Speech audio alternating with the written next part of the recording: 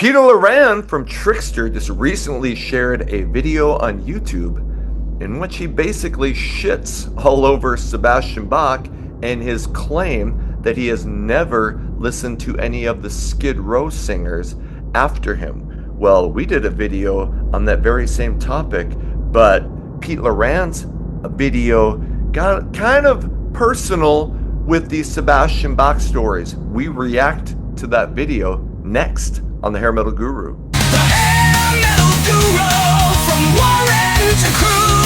The Hair Metal Guru, never forget Charlie too. Welcome to the Hair Metal Guru. My name is Anthony. They call me the Guru. And yes, we have me and Patrick here because Pete Loran from Trixter is in the news. And man, if there's one band, or at least, I don't know, one lead singer from the 80s and 90s that never struck me as Mr. Controversial, it would be Pete Loran from Trixter. But he has a YouTube channel. I will put his video in the description. But he put out a video basically debunking the claim that Sebastian Bach has never listened to any of the singers that replaced him. But he also got into a little bit more detail about his history with Skid Row and Sebastian. So, Patrick, my good brother, thanks for coming on to talk about this. Have you been following the Pete Loran story?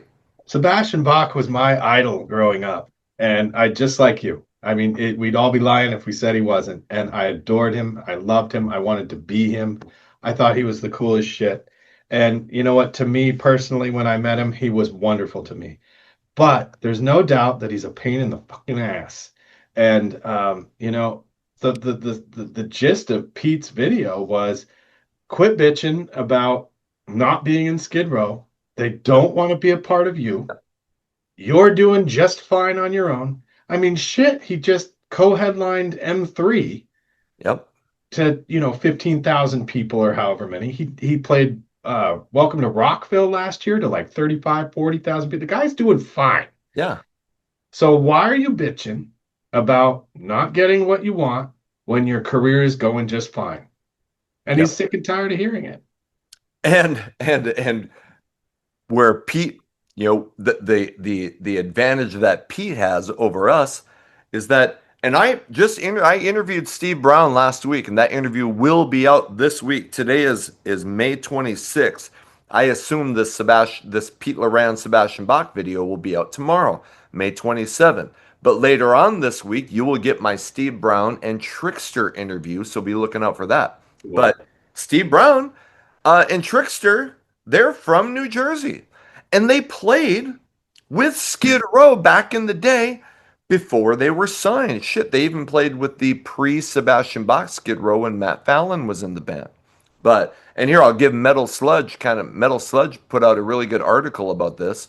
So I had some notes from Metal Sludge, but Pete Loran said, hey, we played with Skid Row back in the day, and Sebastian was a good guy. So when Skid Row puts out their debut album and blows up, and I think Trixter is recording their debut album in Los Angeles, and they end up at, I think it was an award show or something. They end up at the same place with Skid Row, and Pete's like, hey, I'm going to go say hi to my old buddy Sebastian, who we used to play shows with in New Jersey. And he's like, Sebastian had completely changed. Completely gone over the top with the I'm a rock star now, I'm a big deal, and you guys aren't. And so then Pete says, so I go talk to the other guys in the band, and they're like, holy fuck, it's out of control. This is on the first record. It's out of control with Sebastian, and maybe I'll see if I can find. So I'm going to turn it over to you here in a second. But it was, so according to Pete, it was very early in the game that the rift between Skid Row and Sebastian was starting. Yeah, I think Skid Row did a very good job of hiding what was truly happening in that band for the first two records. Yep. And it wasn't until, the cracks started showing on Slave to the Grind Yep. that the public became a little more aware of the problems. Yep. But you figure on that first record, you can always point to the bottle incident, but it's not just the bottle incident. It's the ego and all of these things. And if you read his book, the fact that he outs Christina Applegate, who clearly didn't want it out there that Yeah. she had left Brad Pitt for him, Yep. and it didn't last. And Sebastian even admits in his book he was cheating on his soon-to-be wife with Christina Applegate. So it's just there's so many just bad things in this. And I don't point to Pete going, "Oh, yay, thank you for letting us all know."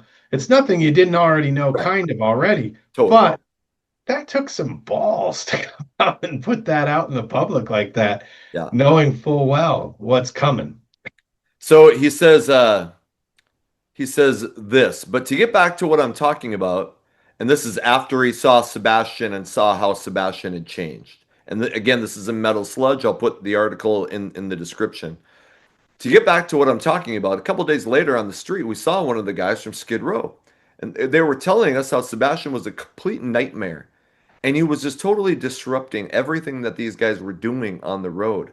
I mean, he was just out of control. And this is within the first year of that album getting released. They were done with him then.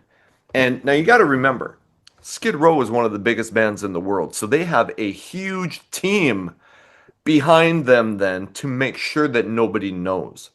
Right. But I remember we talked about the Skid Row home videos. Hmm. The second home video, Roadkill. Roadkill. You can see a major difference between that and the first video. Sebastian's scenes are frequent, not always, but frequently on his own. He had his own tour bus. And you know how much money that costs to have your own tour bus? So And that Skid Row tells was you footing that bill. they were willing to hurt themselves financially to get away from that guy. And so you're right. Pete Loran isn't telling us anything that we didn't know, but to hear it from somebody who had grown up on the scene in New Jersey and knew him beforehand, and to see that big change, and for him to come out and make this video, I thought was kind of, I mean, is it cool? You know, I like that he did it. I mean, speaking of somebody who's on the channel who's always trying to get, I want to know the behind the scenes shit. I want to know what stuff we didn't know about back in the day. And the Right. only people who can tell us that are the people that were there. Well, Pete Loran was there. And can't you just envision like Sebastian probably shitting on Trixter because Trixter was more of the pop rock, and I'm a big Trixter fan, but I can see Sebastian being just a gigantic cock. Oh, I'm sure. Guys, And I'm sure to this day he probably would say Trixter, who the fuck likes Trixter? They were, a pussy band. They weren't a pussy band, they were just young. yeah, And you know what? As an honoring on the record, their new audio machine, they have a Skid Row demo on there. yeah, that's right. That's right. They were huge Skid Row fans. Yeah. And I mean, Steve Brown could play as well as anybody. And so it's not, that was a talented band. Yes, they had more of a pop sound, but Skid Row was trying to hide their, and and remember, I love Skid Row. I really do. And I still do. But Skid Row was trying to hide their glam look. Yeah. There are pictures that have come out in that book.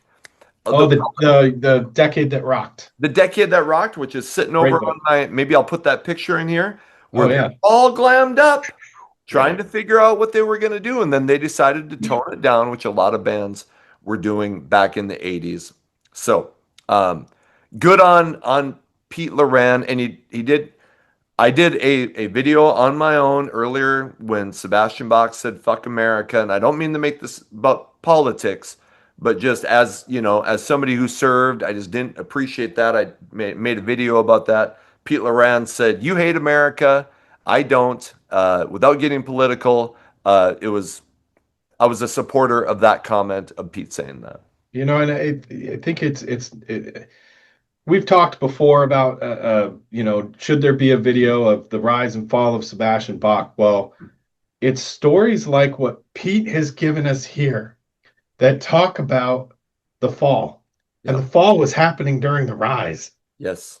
You know, uh, if Sebastian doesn't have, magazines devoted to just him and Metal Edge, and his good looks and the pinups and the MTV coverage that he got for, what, 2 years straight, he was on the channel all the time. I don't know that he's the rock god that he is considered at that time, Yep. and his personality definitely left a lot in its wake. Um, and he became so big so young. I mean, even before Skid Row, he's playing in a band. He's kind of a rock star, probably at 15, 16 years old. Yeah. He joined Skid Row, I think he's 19, and so I'll just say this for Sebastian, not many people could handle that much fame and adulation thrown at them at that age. I shudder to think of, I became an alcoholic anyway. I'm shudder to think of what would happen if I would have become a bit huge and famous at 19 years old. Oh, But yeah. Sebastian, I mean, fuck. We've said I it think it's before. Go quite ahead. unique to him. If you think about rock gods, Steven Tyler wasn't that big at that age. Ozzy was, in his 20s. Yep. Sebastian kind of is in a very small category of people in heavy metal and rock that became that big that young. Yep. And so, it's almost a tragedy in some ways. I'm trying to think if this was either in the Steve Brown or no, I think in the Bill Leverty interview. I just released an interview with Bill Leverty from Firehouse, and he said he thinks they benefited by the long climb, not getting the fame and the fortune right. It kept a good head on on their shoulders. And Sebastian, that's not the case. The first album blows up. He's 19 years old. He never has to go through the big. I mean, he would probably disagree. He'd probably say, "Well, I was slugging it out in the clubs." And but still, he got famous so early and wasn't somebody who slugged it out in the clubs for years and then, hit when he was 27, 28, which I think is where most, excluding Trixter, was where what happened with most guys. And some people can handle that. And Sebastian, I mean, he never ended up a massive drug addict, No. a major alcoholic, but he could never control his ego or control his mouth. Yeah, I agree. And that's a really good point you made about the Bill Leverty point, because they got the Bon Jovi tour right off the bat. Yeah. That's there was slugging it out in the clubs for a year or two, but it's not like the Firehouse story or a lot of these other bands that they had to club it out for 4 or 5 years before they made it. Yep. And so it's a tragic tale in my book. And like I said earlier, is it Pete Loran's job to do this? No.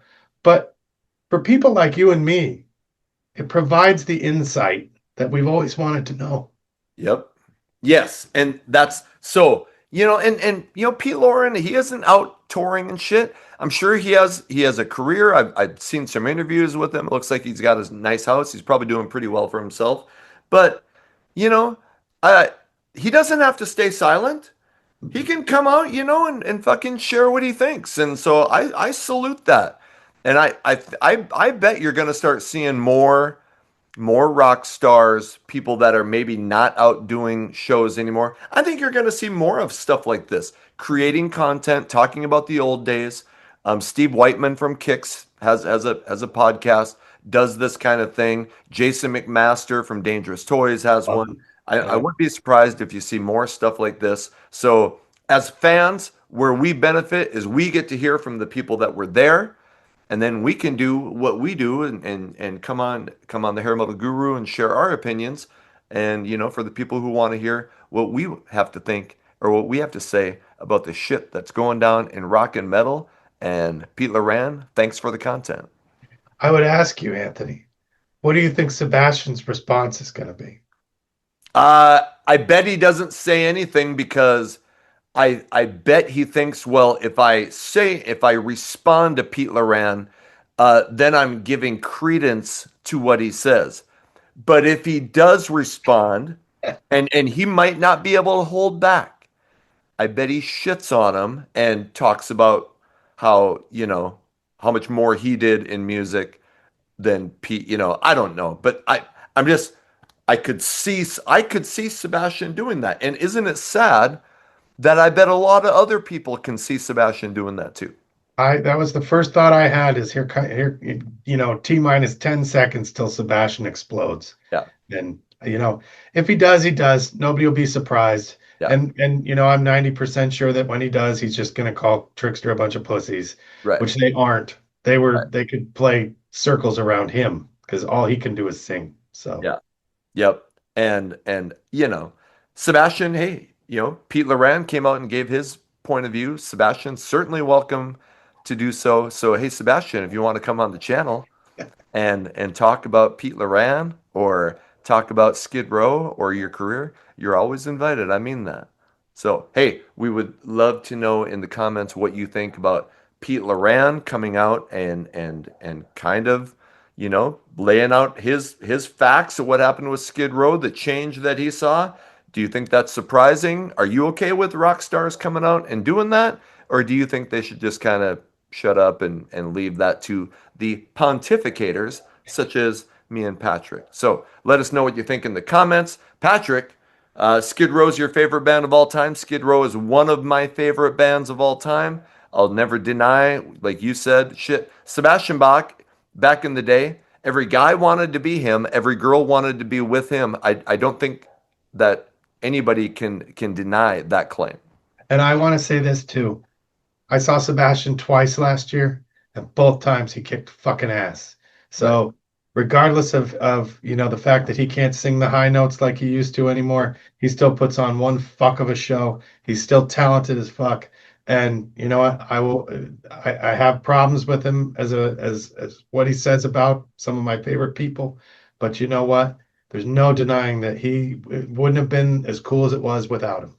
I'm I'm shocked that he is just doing as you're exactly right. He's doing awesome. Put out Yeah. a great album recently, is playing great shows, and like we said in our last video, if he would just for a year stop with all the bullshit and show people like, hey, you know what? I've calmed down.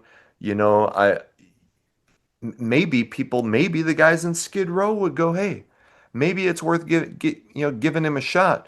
But every 2 weeks or every month, he sticks his foot in his mouth and makes everybody go, oh, that's why they don't want to get back together with Sebastian Bach, Yep. and it's unfortunate. Yeah, I agree. So, okay, hey, like we said, go in the comments, tell us what you think about the stuff, and Patrick, thanks for coming on, and hey, like, subscribe, what the hell, ring the bell, and thank you so much for watching. Until the next video comes out, my name is Anthony. They call me the Guru. Take care of yourselves.